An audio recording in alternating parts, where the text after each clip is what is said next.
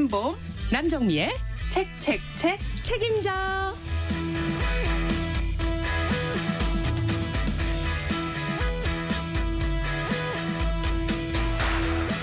김보험 남정미의 책책책 책임져. 이 시간은 개그맨이자 서평가인 남정미 씨 그리고 소설가 김보험 작가와 함께합니다. 어서 들어오십시오. 안녕하세요. 네, 오늘은 어떤 책입니까? 네, 오늘은 미국 낭만주의의 거두이자 미국 문학사 전체적으로 매우 중요하게 취급되는 작가 에드거 앨런 포의 대표 단편작 검은 고양이 예. 맛있게 읽어보도록 하겠습니다. 검은 고양이. 이거 약간 으스스한 그런 책 맞죠? 네, 이제 여름 이제 접어들었고요. 예. 그래서 이제 한번 쎄한 소설 읽어보자. 하고 네. 오싹한. 그 공포를 글로 읽어도 우리가 예. 에어컨을 쐬는 것 같은 그런 맞아. 착각을 느낀다고 합니다. 이게 뭐 길진 않아서 네. 예, 뭐 재밌게 간단하게 읽을 수 있는 네. 그런 책이었습니다. 우리 김홍성 아나운서 항상 이렇게 책을 지정하면 꼬박꼬박 다 빽빽하게 읽어오시잖아요. 예. 오늘은 이런 건 좋습니다. 아주 간단해서. 오늘은 되게 아가들이 읽는 책에 아니 KBS 예. 도서관에 이렇게 된 거밖에 없었어요. 그리고 그래서- 단편들 모여 있는 네, 책이네요. 예. 예. 표지를 비교하면서 읽는 재미도 있습니다. 검은 고양이 외에 뭐 그렇습니다. 단편집 이렇게요. 좋아요. 네. 자, 검은 고양이 어떻게 꽁트로 김연아 작가가 이걸 만들었는지 저도 참 궁금한데요. 한번 해보자고요. 네.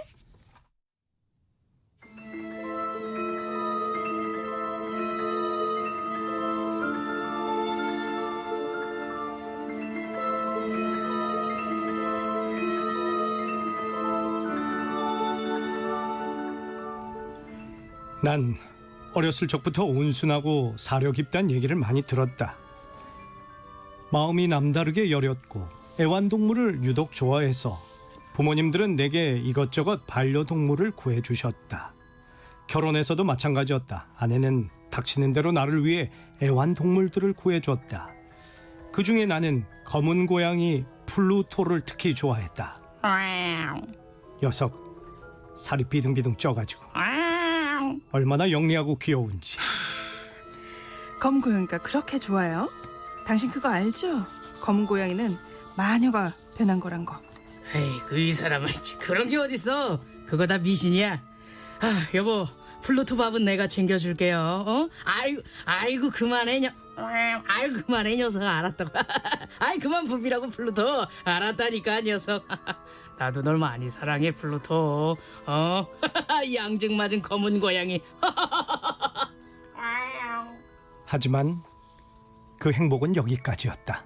미안해 소리 문제야 문제 미안해 소리 문제야 문제 술이 문제였다. 술 주정뱅이가 되면서 나는 악마가 돼갔다. 모든 게 잘못됐고 모든 게 나쁘다는 거는 알고 있었지만 난 멈출 수가 없었다. 키우던 애완동물들을 하나둘 학대하기 시작했다. 뻐끔뻐끔. 급기야 아내에게도 손을 대기 시작했다. 야 이제. 하지만 검은 고양이 플루토에게만은 다정하려고 했다. 처음에는 말이다. 플루토 내 사랑 검은 고양이 플루토 이리 와. 검은 고양이 플루토 이리 와. 하지만 난 그날 술에 취한 나를 피하는 플루토를 참을 수가 없었다. 뭐야 니까짓게 날 피해? 내가 너를 얼마나 사랑해줬는데. 에이 이놈 검은 고양이 새끼 이거 어딨어 이게. 이리 와 검은 고양이 이거. 그때 플루토는 내게 처음 이를 드러냈다. 그리고 나를 물어버렸다. 나는 이성을 잃어버렸다. 이 고양이 새끼 너 일로 와. 너내이 고양이 내 녀석의 눈을 아주 그냥 난 검은 고양이 플루토의 눈 한쪽을 더 이상 볼 수 없게 만들어버렸다. 하지만 홧김에 한 일이었지만 애꾸가 된 플루토를 볼 때마다 난 죄책감으로 더 포악해졌다. 내 눈에 띄고 있구만. 검은 고양이 플루토를 차라리 죽여버리고 싶었다. 그리고 그렇게 하고야 말았다. 그리고 그날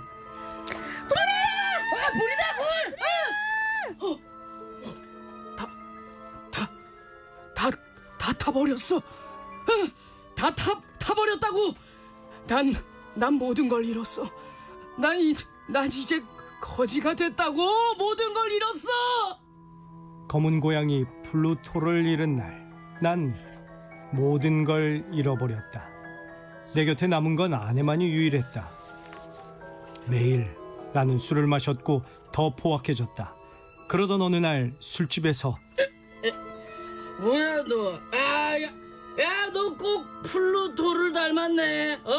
흰 밤점을 빼고는 너도 플루토랑 똑같이 검은 고양이구나. 플루토를 닮은 덩치 큰 고양이가 그날 나를 따라서 우리 집에 들어왔다. 아내는 녀석을 사랑했고 나도 플루토를 닮은 녀석을 사랑했다. 정말 플루토를 많이 닮았네요. 그런데 저 흰 반점은 뭐죠? 글쎄 말이야. 흰 반점의 검은 고양이, 플루토를 닮은 그 녀석. 녀석은 나를 집착하듯 따랐다. 집착. 그런 녀석을 나도 좋아했다. 처음에는. 아이고 진짜 알았어. 아이고 참나 녀석 알았다니까. 아이고 그만할 줄하고. 아이 진짜. 야, 그만할 줄. 진짜. 제발 좀 야, 너 또 너야? 이 고양이 좀 걸어갈 수. 야 저리 가. 저리 가. 좀 떨어져. 진짜. 난 검은 고양이가 두렵고 거슬렸다. 그날도 그랬다. 아내와 지하실을 내려가는데 여느 때처럼 나에게 치대는 녀석 때문에 난 계단에서 넘어질 뻔했다. 순간 화를 참을 수 없었다. 에이디 망할 놈의 고양이. 야. 나는 뭔가를 집어던졌지만 아내가 막는 바람에 검은 고양이를 명중시키지는 못했다. 아니 진짜 이놈이 옆에 있네. 감히 나를 막아? 그래. 네가 검은 고양이 대신 죽어봐라. 이리 와. 에이! 아내는 그 자리에서 죽고 말았다. 난 아내를 잃은 슬픔보다 완전 범죄에만 관심이 쏠렸다. 아무도 모를 거야. 어디다가 죽은 당신을 숨겼는지 아무도 모를 거야. 이 검은 고양이는 어디 갔지?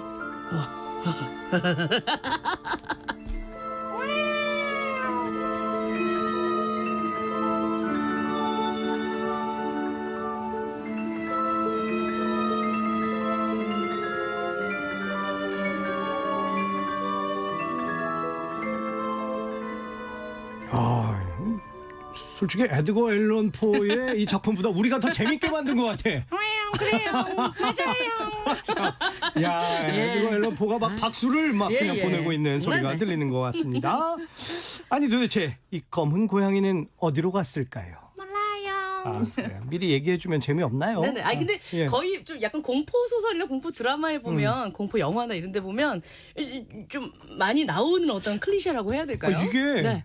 우리가 영화 보면 이런 거 가끔 나오는데 나오는데. 그래서 에드거 앨런 포가 이게 몇 년 전에 이걸 만든 거예요? 돌아가신 지 예. 지금 168년 정도 됐거든요. 200년 가까이 되셨구나. 네, 그러니까 뭐 그때 이런 섬뜩한 상상을 했다는 것 자체가 그러네요. 네. 그래서 그런지 에드거 앨런 포를 두고 이런 그 미국 단편 소설의 선구자임의 추리 소설이라는 장르를 그렇지. 최초로 만들어낸 추리 소설의 창시자다. 공포 소설의 완성자다. 뭐 공상 과학 소설의 선구자다. 뭐 이걸로 나아가서 이제 과학 소설 나중에는 암호 뭐 수학 이런 걸로도 하거든요. 예. 저기 작품을 내는데 그래서 과학 소설 장르 형성에 이바지한 새로운 문학 이론의 정초자다. 이렇게 얘기를 하고 있습니다. 코난 도일이 네. 에드거 앨런 포보다 전입니까 후입니까, 선생님? 뒤죠. 7월 7일은 이제 코난 도일이 사망한 날인데 네. 코난 도일을 비롯한 많은 탐정들이 또 이제 엄청 팬이었어요. 그리고 우리가 알고 있는 보들레르. 네. 예, 이제 이 검은 고양이가 번역이 돼서 이제 프랑스로 이제 전해졌을 때 어허. 읽고 나서 이 파리의 우울 막 여기 심취해 있던 이 보들레르가 완전 빠져버린 거예요. 어허. 그래서 엄청난 팬이었다는 걸 막 주변에 많이 알리고 다녔어요. 이 이제 방금 정민 씨가 말씀하신 것처럼 공포 소설의 원형이고 또 뭐 추리 소설 그리고 또 단편 소설은 거의 뭐 시작을 했고 단편 소설이라는 걸 완성한 작가로 지금 꼽히고 있거든요. 그러면서 또 문예 비평, 문예 이론에도 능력이 있었어요. 그러니까 다양한 분야에 굉장히 능력치가 높았던 작가였는데 우리가 이제 탐정 소설, 추리 소설 하면 그 원류를 따라가 보면 원형은 그리스 그까지 가야 돼요. 소포클레스의 오이디푸스를 보면 우리가 이제 오이디푸스 왕 얘기는 다 알고 있었거든요. 아테네 사람들도 이미 멸망한 테베의 어떤 왕의 이야기였는데 그걸 시간을 역전시킨 거예요. 사건이 이미 끝난 후에 그 사건의 원인을 찾아가는 이야기예요. 그래서 탐정이나 추리 소설은 다 예. 누가 죽고 범인은 이 안에 있어.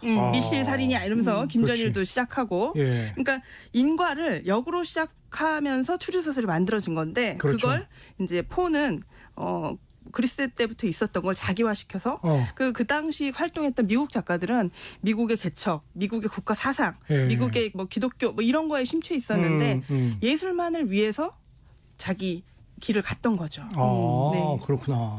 그러니까 이 에드거 앨런 포는 그러면 이렇게 말하자면 사건이 일어나고 나서 그 다음에 어떻게 이게 추리가 되는지 뭐 이렇게 하는 게 아니라 그럼 처음부터 그냥 이렇게 사건이 쭉 뭐 기승전결이 이루어지는 겁니까? 그러니까 우리가 보면 다양한 뭐 그냥 심리 소설도 있고 네. 그다음에 이런 공포 추리 소설도 있는데 어떤 거는 시간 순서대로 이야기가 진행되는 것도 있는데 예. 이제 추리 소설의 이제 시초를 보면 이미 어떤 사건이 완료가 됐어요. 지금 이제 뭐 우리가 읽은 검은 고양이는 좀 다르지만 그렇죠. 뭐 그 도둑 맞은 편지 같은 경우는 그 편지를 찾는 것부터 이제 이미 사건은 시작됐고 벌어져 있는 그 그렇죠. 사건의 원인을 찾는 걸로 가는 게 추리 소설의 원형입니다. 그렇죠. 대부분 그러니까 셜록 홈즈 정말 많이 읽었거든요, 저는요. 예. 그래서 보면 이제 그 추리하는 홈즈의 그 번뜩임 있잖아요. 네. 아, 이런 거 보면 저렇게 예지력도 있고 맞아요. 그 상황을 바라보는 분석도 어마어마하다 그랬는데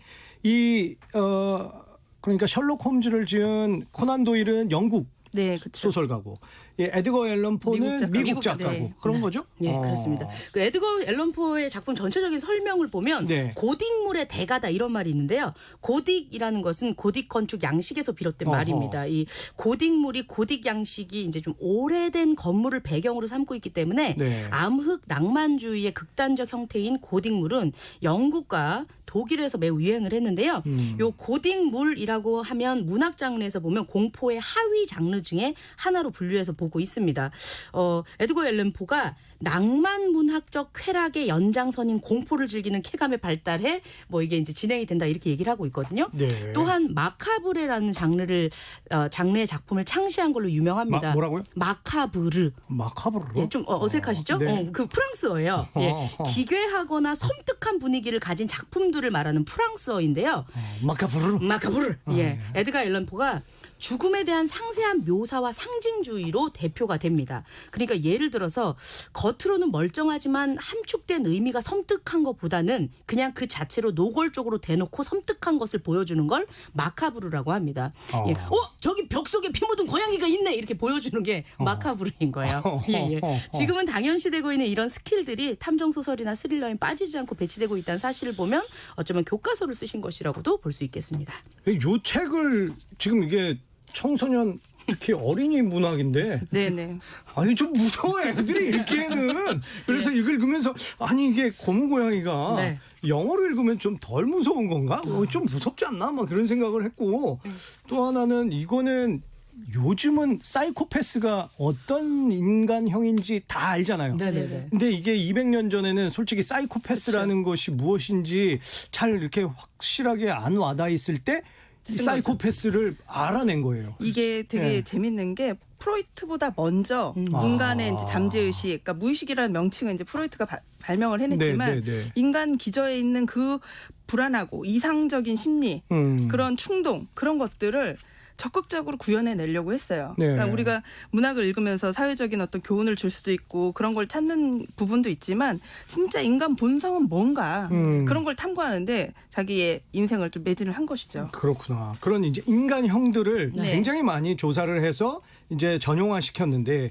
요즘도 왜 가끔 이런 애완동물들을 막 아무렇지도 않게 죽이는 그렇죠. 사람들이라든지 예, 예.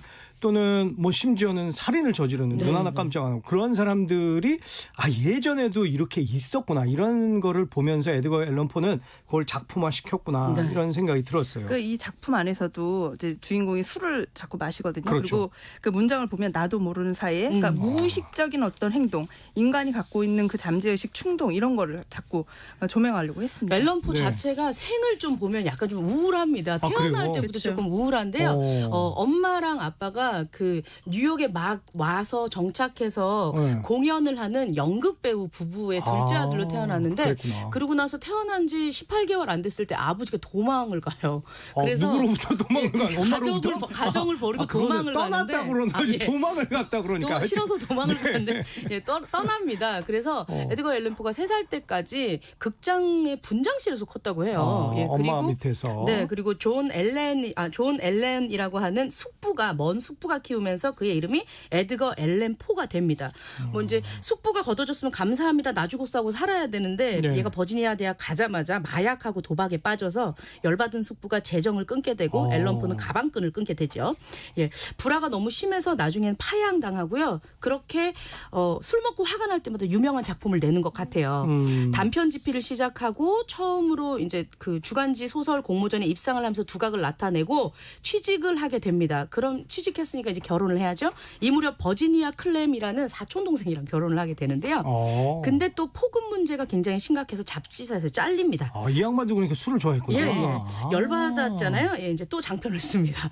그때 낸터킷의 아서 고든 핌 이야기하고 기괴하고 기이한 이야기들 등을 발표를 하고요.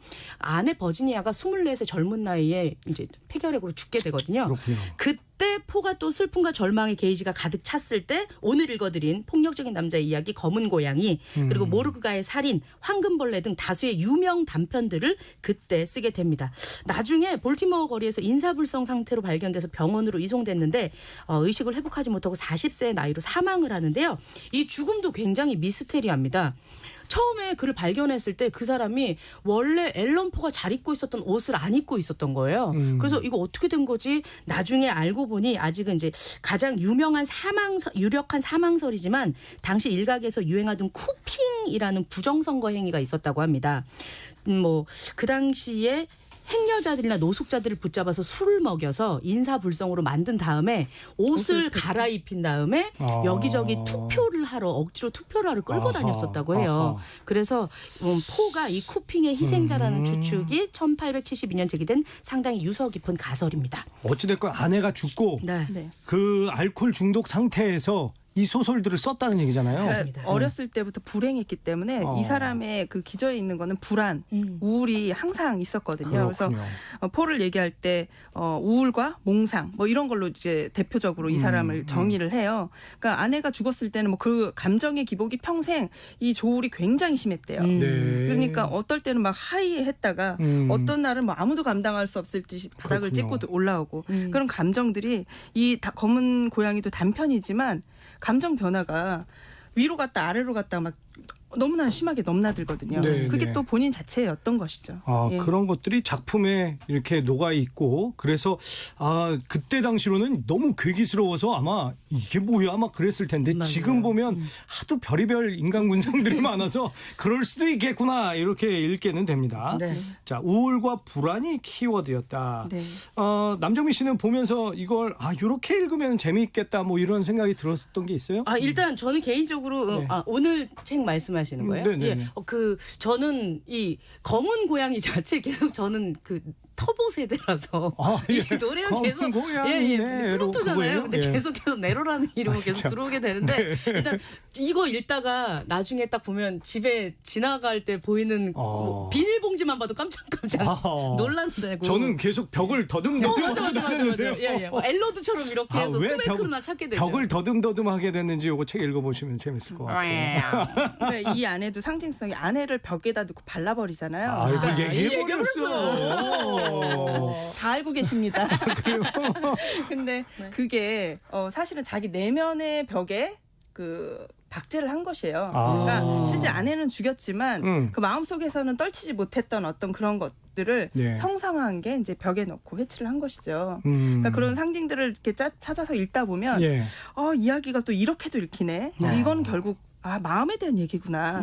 그렇게 또 다시 되짚어서 읽을 수 있습니다. 그리고 아내의 죽음을 굉장히 슬퍼했었기 때문에 네. 포가 정신적으로 이제 피폐해진 좀 작품들에서 반복적으로 나타나는 것이 아름다운 여성의 죽음입니다. 그러니까 이제 주제가 아내와의 사별을 포함한 포의 인생에서 겪은 것들이 좀 들어갔다. 요것도 생각하고 보시면 또 여자 또 죽었네.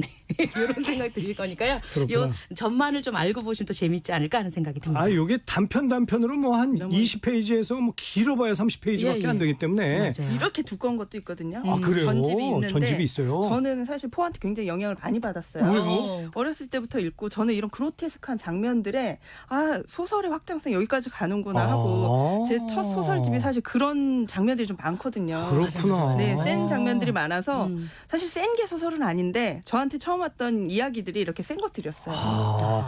겉보기랑 참 다른 그런 진짜로요. 작품을 쓰신단 말이죠, 김범 작가님. 네, 제가 이 내면에 괴물이 하나 있습니다. 그렇구나. 알 수 없는 괴물이 있는 이 김범 작가님. 이름하고 너무 안 어울리고 겉모습하고도 너무 안 어울리는. 위장한 채 살고 있습니다. 아, 김 얼음이어야 되는데.